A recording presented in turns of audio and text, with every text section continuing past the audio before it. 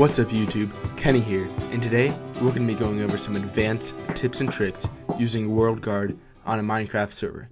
So to start, we're going to be continuing on our tutorial server as always, and you can go ahead and go to one of the links in the description to get to the WorldGuard download and go ahead and download it here.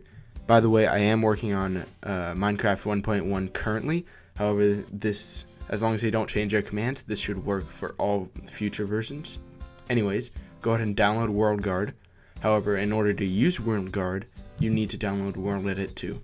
So, go ahead and download WorldEdit and WorldGuard. You need both of them. So, once they've both been downloaded, they're going to come in a zip file. So we're going to go ahead and unzip WorldGuard, and we're going to go ahead and unzip WorldEdit. Now, all you do is you simply take the worldedit.jar, so just drag and drop into the plugins folder in your server folder, and that is about all you need to do to install them. So now let's go ahead and start up our server, and once that is all loaded, if you guys do remember, right, we're still working with the same tutorial server as I said before. So basically what that means for you guys is that if you guys haven't been keeping up with all of my server videos, then you guys will be a little bit behind. And when I say behind, I mean like you guys might not have all the same permissions and such like me. As you can see, I am an admin and I do have all permission to all commands. So as you guys can see, I've already built a little example for us to set up permissions. Okay, so since this video is a little bit advanced, I am going to assume you guys know some of the basics of selection. So to start, we're just going to take out the wand, and this is the same wand used for WorldEdit. So we're going to create a protection for all of these areas. So let's go ahead and find a good starting point, or a good point for the protection to start. And we're going to be creating protection that goes all the way to the top of the world, the top spot that you can build, all the way to the bottom spot that you can build, just so then no one can build in between there, so it's completely protected. Okay, so now that I've selected my 2 points, I'm going to go ahead and expand that region all the way to the top and all the way to the bottom. So do that by / expand vert, and now it has expanded it all the way to the top and bottom. And it's very important you do this step. I hate when you get in. Never mind. So now we're gonna need to set up a protection for this zone we have selected all the way to the top and bottom, as I keep saying and emphasizing.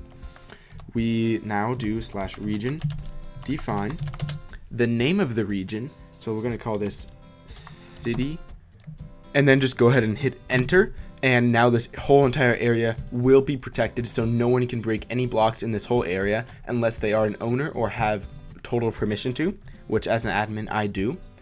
So now let's say we want to give one person the ability to access all of this area. Now in order to do that, it's a really simple command. It's /region add owner, the name of the region, which is called city, so city, and then who you want to add to the protection, who will have the ability to break any block. Now let's go ahead and add the owner. Let's say his name is Kyle. Hit enter, and now Kyle, if that is your Minecraft username, then you will be able to break any block in this entire region. Okay, so now that we've done that, let's get into a little bit more advanced protections. So now let's say this whole entire region has a protection. However, we want a person to be able to only access this area right here. Only this area. I don't want them to be able to access all of this other area. So if I were to do the add owner, then they'd have access to all of that, but that's not what I want. So now let's go ahead and try and do that. Let us achieve that. So let's say I want his protection to start here and go all the way up to here, so we can break any block within this area. Now this time I'm not going to do expand vert, so it will only be this area I selected. It won't go from top to bottom. So now let's do /region define and the name of the region. So let's call this house 1 and hit enter. Now it's saved as house 1. Okay, so that means that now Kyle, who previously had permission to break any block in this entire area, now can still break any block in the entire area except for these blocks we just selected and put a region around. So now Kyle does not have access to that region. So we can go ahead and set one person to have access to that region. So basically we can make one general protection that no one else can, like in between the houses no one can break, and you can give each house their own owner. So this is very useful for cities and towns and stuff like that. But I'll show you what I mean. So if we do /region add owner, and remember we called this house here house 1, and then the name of the person. Now let's go and call this guy Hero. So now Hero will be able to access just this area, but no other area in this around here, none, that we set that protection to originally. However, let's say that we do want Kyle to actually be able to access this house, but still Hero can't go and break any block in this protection, if that makes sense. So basically we're going to give Kyle access to this house. Now we do this by parenting. So if we do /region par, now if you guys are familiar with After Effects, then this should be a very easy concept for you guys. However, if you're not, and I'm assuming a lot of you guys aren't, that's okay too. Hopefully you guys will understand and be able to pick this concept up. But let's go ahead and do this. So region parent house 1 to city. So basically that means that house 1, this house, will inherit all of the owners from city and all of the other properties that city has. So house 1 owns, so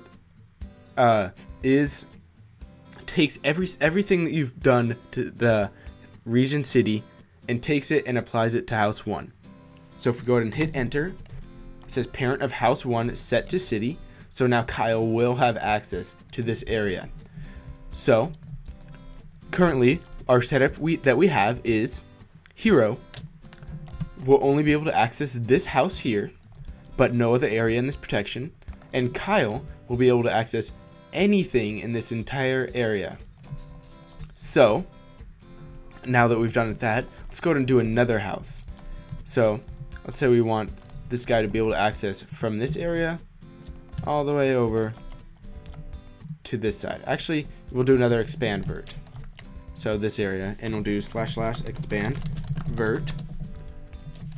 And now if we go ahead and do /region define, we'll call this house 2, and go ahead and hit enter, and then we can do /region add owner house 2 and the name of the person. So let's go ahead and call this guy player. And so now player will have access to just this area, nothing else. Go ahead and set the weather to back to sun because rain is not cool. And lastly, let's go ahead and do this one more time to this uneven waterfall, just to try and emphasize my point and try and get you guys to understand things. So now /region define, let's call this waterfall, hit enter, and we're not going to set any owners currently, but let's say that since this area is in the big protection that we called city, but we don't want Kyle to have access to just this area. Now that's another thing we can do very easily. Basically, in order to make this waterfall go like on top of the city, like if you're once again familiar with After Effects, it's like layers. So if you on the top layer will show and the bottom layer won't. So if that helps at all, then hopefully I'm explaining this all right. But we're gonna set this to have a priority. So /region PRI, which is priority, and this is called waterfall, and we're gonna set the priority to 1. So that it's the #1 priority out of all of the protections that it's in. Hit enter, and now Kyle will have access to the entire area, but this waterfall he will not have access to. And as you remember, what's his name? Hero will have access to just this area, and player will have access to just this area, but it goes all the way up and all the way to the bottom. So hopefully I'm making this very clear to you guys. If you guys are a little bit lost, please don't hesitate to send me an email at mrcomputeranswers@gmail.com. That will be in the description. And if you guys just don't want to email me, don't feel like it, you guys don't like being very social, and you just kind of don't want to email me, I'll take it personally, but no, seriously. No, anyways, this is a great sheet that really does help out and really tries to explain it using like flowcharts and visual type things. So if you guys are more of a visual learner, then I encourage you guys to check this out. They have one of these for WorldGuard and WorldEdit. Both of these will be in the description, along with permission nodes for WorldGuard and WorldEdit. So you guys should go ahead and look at those. I think this is about sums it up for this tutorial. And guys, I am running low on Minecraft tutorial video ideas, so if you guys do have something that you guys are really interested in, go ahead and send me an email and I'll see if it's a popular idea, and if it is, and I think it will benefit the viewers, then it will most likely become a video on my channel. And thank you guys for watching. I am Kenny, and I'll see you next time.